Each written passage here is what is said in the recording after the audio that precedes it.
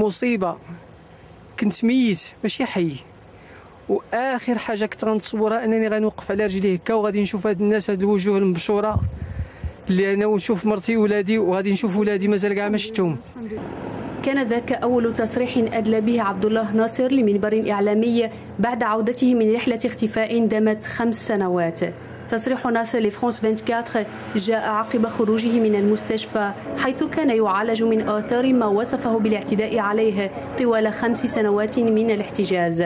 حكاية عبد الله ناصر كما يرويها انطلقت حين تم اختطافه واحتجازه في أقبية وأماكن مظلمة، والهدف كما يقول الضغط على أسرته للتنازل عن ضيعة فلاحية مساحتها 34 هكتارا توجد بمدينة تارودانت جنوب المغرب.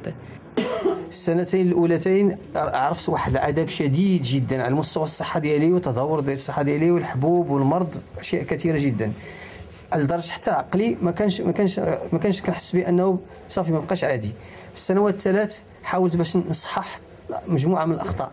من هذا المكان راقب أهل الضحية ما يجري داخل ضيعة المتهم بعد توصلهم برسالة من مجهول تخبرهم بمكان وجود المختفي، قبل أن يقرروا الاتصال برجال الدرك وإعلامهم بأن أخاهم ربما يكون محتجزا في ذلك المكان.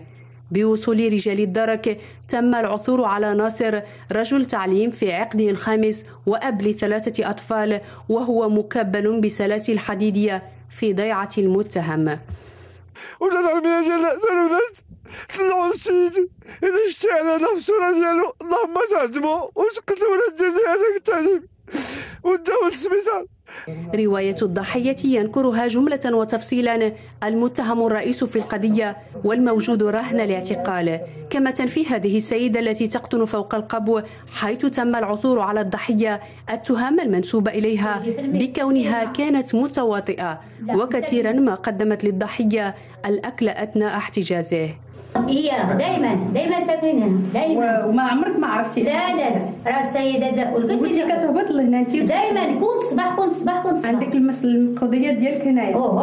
هادشي ديال اللي حولي. وداك الصباح اللي جا جدرميه ما هبطتيش انت؟ هبطنا قبل ما جا جدرميه، قبل ما شفنا والو، جينا الصباح ما جاو في العشاء ما شفنا لا الراجل ولا حتى والو.